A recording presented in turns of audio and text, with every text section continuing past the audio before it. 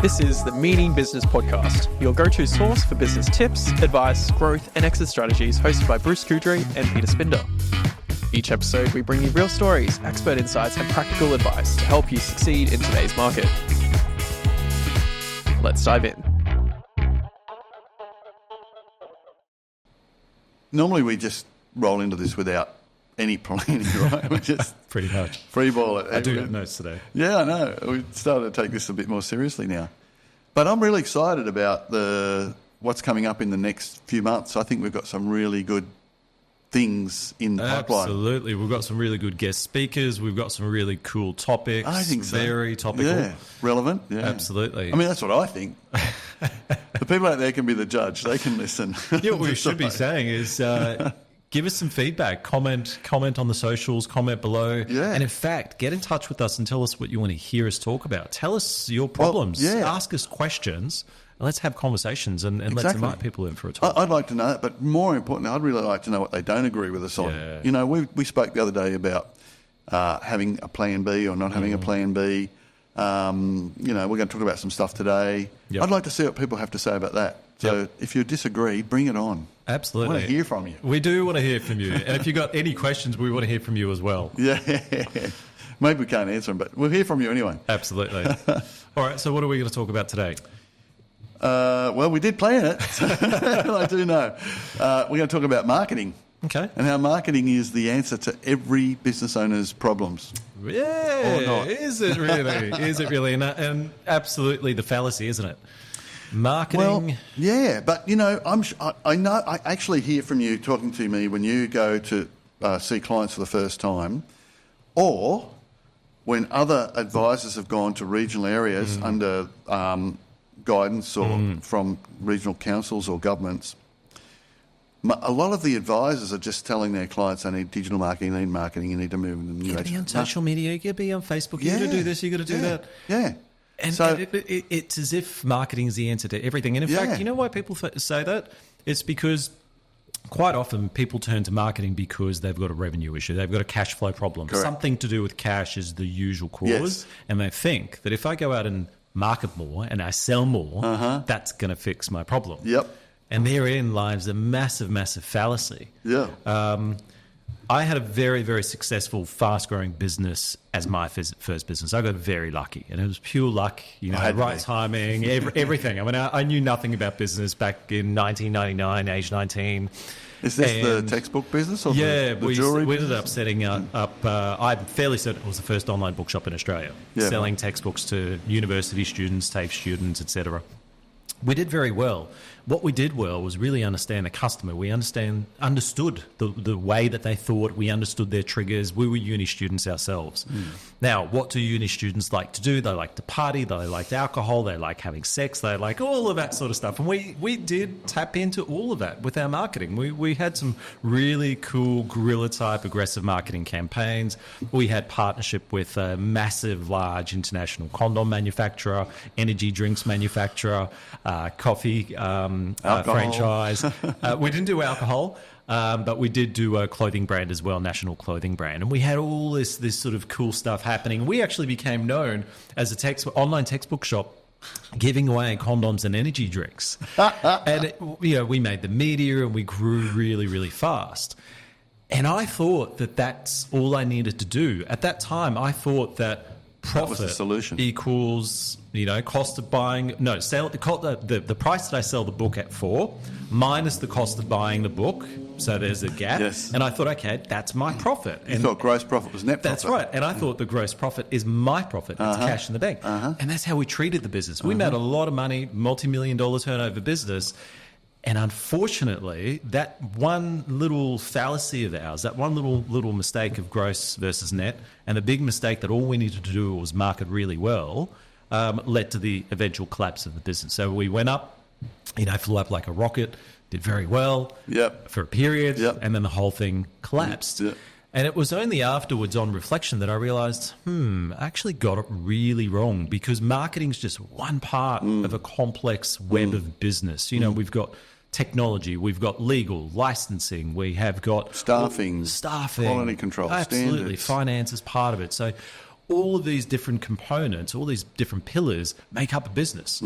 So if all you do is focus on your marketing and bringing in more work, and you don't actually bring everything else on the journey at the same time, you're going to be up the creek without a paddle because, you might have a lot of customers, you might have a lot of cash coming in for a period, but you're going to stuff it up. You're not going to be able to fulfill the marketing messages. So if you say to someone, come and we'll fulfill your order or whatever it might be, and if you're unable to do it, then you've got a disconnect. You're going to have an unhappy customer. Your revenue is going to go down.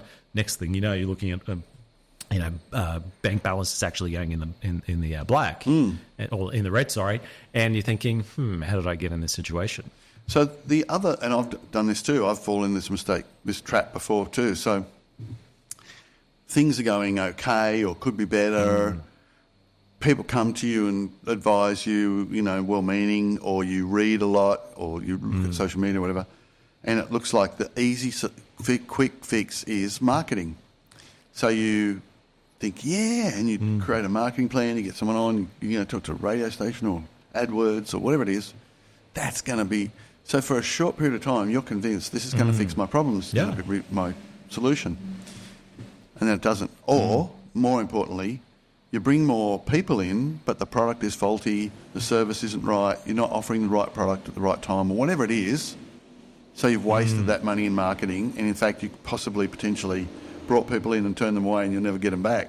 100%. And that whole concept of wastage in marketing is so powerful if you really understand that as a business owner. So I remember a few years back, client engaged us to assist with marketing, usual sort of thing. And after about an hour conversation with them, I realized that it had nothing to do with marketing. Marketing wasn't the issue because they were already spending, about 10 or 15,000 a month on digital marketing. They actually were getting traction. The problem actually was the conversion was very low, first of all. So digital conversion on their website, they were an e-commerce client.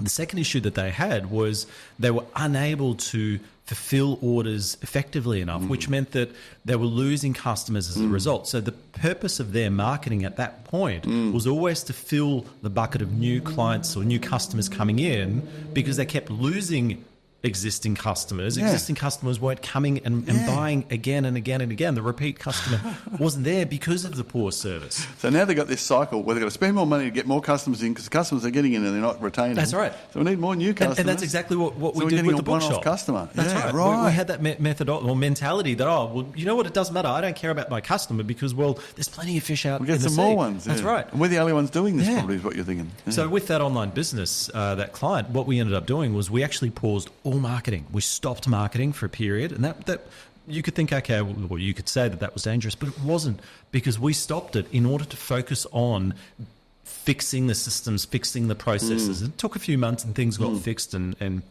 we went through a bit of a transformation and relaunched. What ended up happening was that when we turned the marketing back on, we didn't elevate the amount of money that they spent. What ended up happening was they started converting a lot more of the prospects into customers. So a lot of the traffic that was coming through, they didn't leave their shopping carts behind on the website. The other thing that ended up happening is that organically, a lot of the customers started coming back, and the repeat customer base it shot through the roof. So without spending any more money on marketing, we almost doubled the revenue of that business. Yeah, so client retention and thinking about what you can upsell and how you can manage your existing clients. But you had to build them first, and the marketing got them there. Absolutely. So marketing is a critical part of running a business, but it's not the only thing, and it's certainly not always the solution. That's right. But it's an easy solution. It's an easy fix. I see commonly when we look at businesses' performances and their value and how to sell them, quite often, and I'll come back to this later with another story, quite often the remote owner or the owner who's not prepared to kind of get involved in the business thinks, well, the easy solution is just throw more money at it and either throw marketing at it or put more staff on board. So if they've got poor customer service, we'll just get more staff on. And if they've got, they think their revenue needs to grow, just throw more marketing money at it. And I've seen a particular business where the revenue was always around about 4 or 5 million. Actually, it was growing. So it was 5 million a year. And the owner stepped away from the business and the revenue fell down to 3 million a year. So he threw money at marketing and it would improve the sales. But their marketing was mistake-ridden because it cost a lot of money. They got customers in, but they were discounting to get the customers in. So the net margin wasn't any more than what they were making before. So they've got their revenue coming back up to the 5 million mark, but now they're putting more and more and more staff on. The staff turnover is huge because he's not there to manage the business. So marketing wasn't the solution at all. It was getting all the basics right, thinking about your business plan and how marketing makes that business plan come to life. Absolutely. And the danger in today's world is that there's a lot of keyboard warriors. We're all keyboard warriors, especially if something negative happens. And so if you've got a negative experience with the business, it doesn't matter what industry, people will go on Google, they'll go on the different platforms and they'll leave that 1-star review. And over time, the impact of negative marketing can be enough to drive a brand to non-existence. You might as well just shut the brand down and start again under a different model. Happens in hospitality, You see it all the time. Yeah, it's huge. Now, we wanted to share a video with everyone. This fantastic crab restaurant, Bob Chin's Crab House in the US. And I'm looking at it. It doesn't look impressive at all. It doesn't look impressive on the outside, and you'll see the video in a second. And in the podcast and YouTube description, we'll put the link to the documentary series on Prime, on Amazon Prime. This restaurant was, for quite a long time, one of the highest earning or grossing restaurants in the US. In a 2012 Forbes report or Forbes article, at that time they were turning over something like $21 million in revenue, not including alcohol sales in US dollars at that time. So that's about $35 million, probably about $40 million turnover restaurant. What's extraordinary about Bob Chin's is that they've been around for like 50 or 60 years, and despite the amount of customers that come through, so at any point in time, they serve something like 2,500 meals a day. On holidays, 4,500 meals during holidays. They've been around for 50 years. Yeah. You go, how? What have they done? Yeah. And this little video is really powerful. It gives you a bit of a glimpse into this particular business. And we'll talk about it after we played it. So let's have a look. It's going to make me hungry. In Illinois, the biggest crab joint in the Midwest is gearing up for their Saturday rush. Hello, Blanco. See and taste. Manny constantly monitors the lunchtime stocks of fresh seafood. Would you eat there? I This is would. going to tell me how many king crabs Look at the technology. I have available. So I have one 4.5 pounder, one 3 1/4 So pounder. they know exactly what they've got in This is designed stock. to maximize the orders. And the thing about And their this stock way, is you the can't, server won't bring you've something got to in get that it we don't fresh, have. so you That's can't right. With this stockpile. system, we're able to put out one meal every 15 seconds.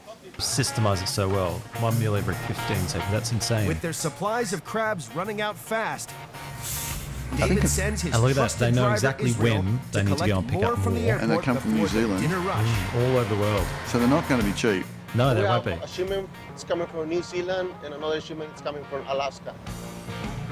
1,000 crates of seafood are flown into And you know that to serve up 4,500 plates a day, the coordination is just incredible.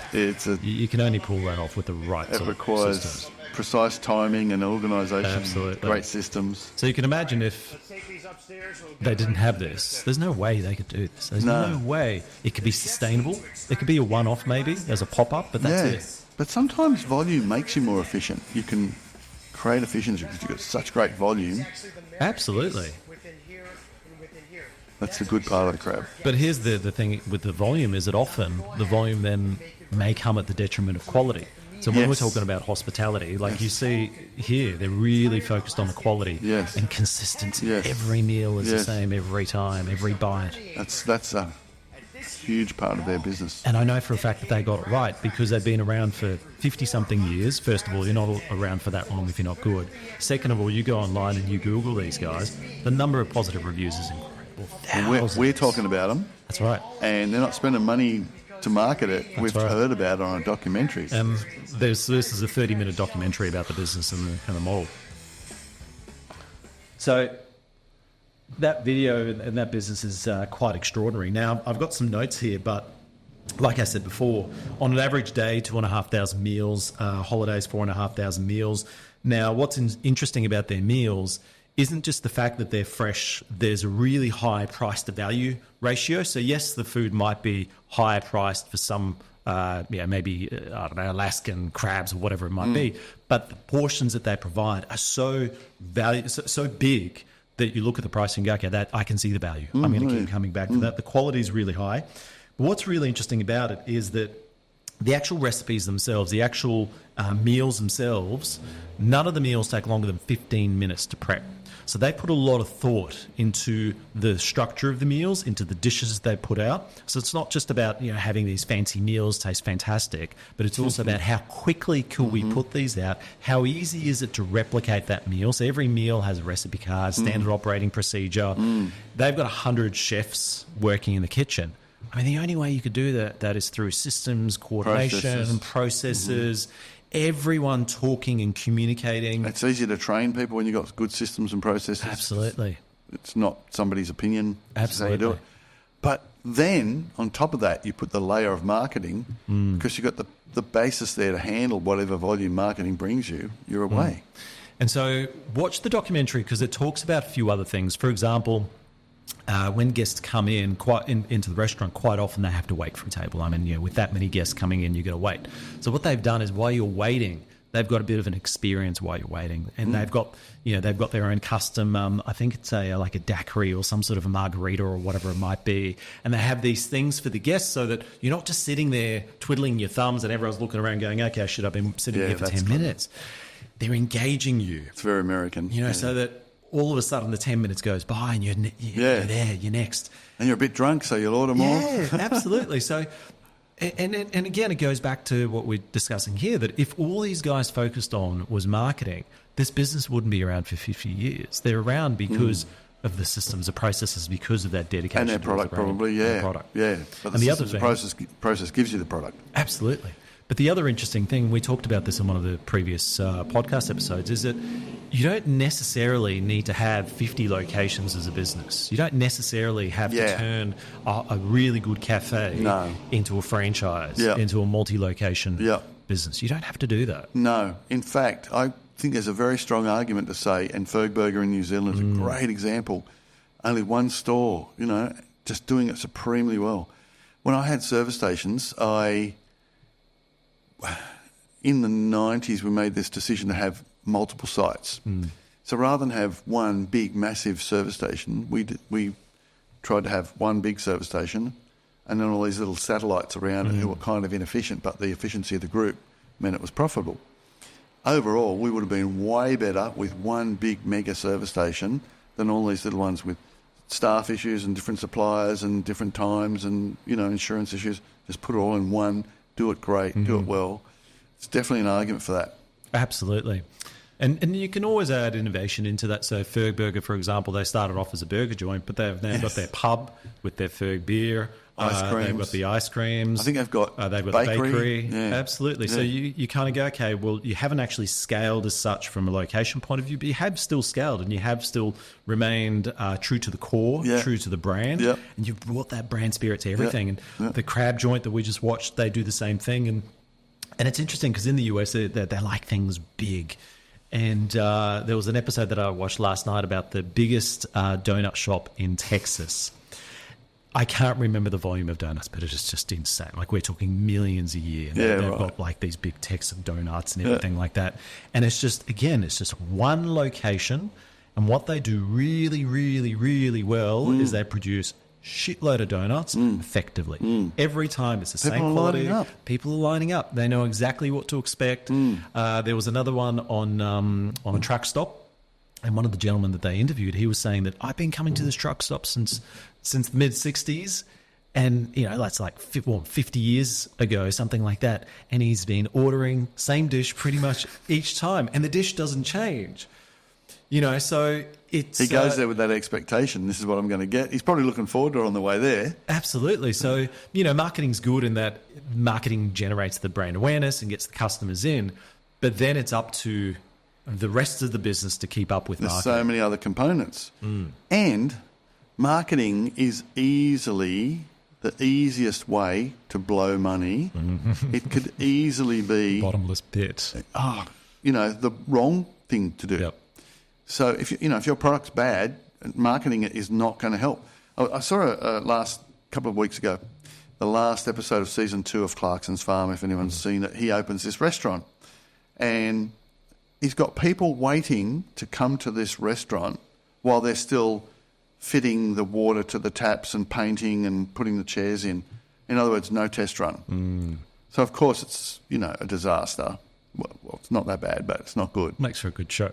All they need to do was have a couple of run-throughs with the staff and the local people and their friends and family, get the thing right, and then open it. Absolutely. So so many people do that. I did it. I started a business in 1984. So the day I took over, 1st of April 84, first thing I did was knock walls out and change it all, and we didn't get it right. We put the door in the wrong spot. The door would open, wind would blow around from the outside, leaves would blow into the store. If we'd taken our time and looked at it, we'd have put the door in the right spot. But marketing and promoting something that's not fully set up is a waste of money. And the Ombuds, I think it was the Victorian Small Business Ombudsman spoke at a thing I was at, and said the number one cause of complaints in small business is online marketing and SEO marketers and Google Ads and that sort of stuff. The people that do that service, that's where, because, it's easy for me to promise you, Pete, I'm going to get you results. It's easy for you to give me money. It's easy for me to tell you, it takes time, 90 days, just sit in there, keep spending 10, 15, 20 grand a month with me, it'll get there. I believe there's probably some practitioners out there in that space who know they've got a client for 90 days, the result won't come, and move them on, get another one. Rinse and repeat. So, my message to business owners is don't throw a lot of money at marketing until you're sure that your product's right, your systems are right, your processes are right, you know who the market is, and the people that you're using to do the marketing are proven and will get the result for you. Absolutely. And then when you're ready, rather than throwing all this money at attracting new customers, ask yourself the question of how can I make more money? How can I make more sales to my existing customer base? Yeah. Because that's the lowest cost. They already know the brand. They've already felt you, touched you. They've seen you. They've interacted with you and engaged with you. How do we get more from them? Yeah, exactly. So the first customer is a repeat customer. So you want more repeat. The second is a referral. Yep. You want referral. And the third one is a new customer. That's right. But everyone's going for that new guy and they're ignoring the referral and the existing customer. Yeah, Barry, I know you've been here coming to get your food at the truck stop for 30 years, but move aside. We've got a new customer here. Yeah. It's an interesting mindset that people have in business. They keep adding on more as opposed to making the most of what you've already got. I know in advisory, for example, I've got several conversations at the moment with former customers, former clients who were looking at coming back and doing things with. We've already had former clients come back that we've dealt with years ago, and you reapproach them after a few years and go, okay, how's your business going? Where are you up to? Can we come back in and can we assist you with more things? Worst thing that someone's going to say is, no, we don't need you at the moment, Peter. But if you don't ask, if you don't provide someone the opportunity to come and transact with you again, most people are going to go somewhere else. And then you're like, why didn't you come to me? Oh, you didn't tell me. I didn't know you were doing that. Yeah. So I think this has been a really timely discussion, especially given the fact that we've got some really tough economic conditions and a lot of people look at the way they're especially in spending Victoria. money. Victoria is really tough. Certain sectors, hospitality, for example, there's certain areas where we know that, it's been quite tight. Consumers are reading the media and thinking, I need to hold on to my money. I think things are changing, though. It's coming back in some states, for sure. Absolutely. So what would you say, I guess, the takeaway message for anyone listening to this? Well, I just want to quickly give a little case study. And so what happened was these people had a jewellery business and they wanted to sell it, and they wanted to plan to sell it, so they renewed their lease. Good move. They refitted it. Good move. And their advisor or their accountant told them that what they should do is up their revenue, because the concept was more revenue equals more value, and they could sell for more. So they embarked on a fairly big marketing campaign with radio. They did letterbox drops. They did a lot of specials, so they were 50% off and all this sort of stuff. And their revenue went up, their margin went down, their gross profit was actually less, and their costs for marketing ate away at the bottom line.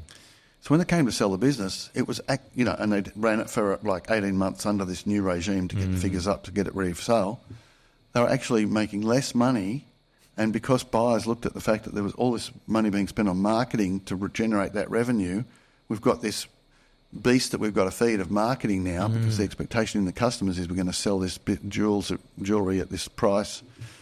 They actually devalued the business. So be careful about marketing, really think it through, really take first of all, marketing is lifeblood. It's Absolutely. essential. Yep. Not saying it's not necessary, but it is not the only solution. It is not the most important thing. Yep. So don't think if your business needs more revenue or profit or you want to grow value, don't think that marketing is the only solution. And it's not even the primary solution. It's a solution, but it's not it shouldn't be the focus. It should be one of the parts of the puzzle. That's my takeaway. Yep, 100% agreed. What And about probably you? the thing that I'd say is don't be afraid of plateauing for a little while in your business. So don't be afraid that, okay, let's say you're doing $2 million turnover.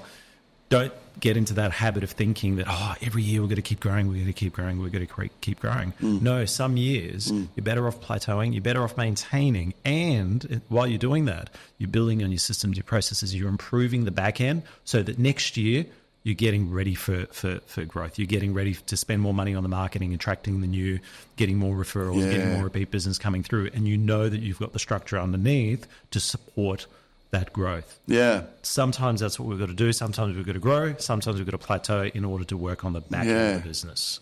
So we'll probably talk about this some other time, but growth for growth's sake is not always the answer. No, I see this a lot in real estate offices. They think, put more people on the team. We're the biggest. That's the best. We're growing. But in quite often the case is that the pie is finite and all you're doing is sharing the pie in smaller pieces amongst the team that you've got there. Internal politics and bickering. Yeah, so we'll talk about that later, I think, but it could be another topic. But growth for growth's sake is not necessarily the answer in all businesses either.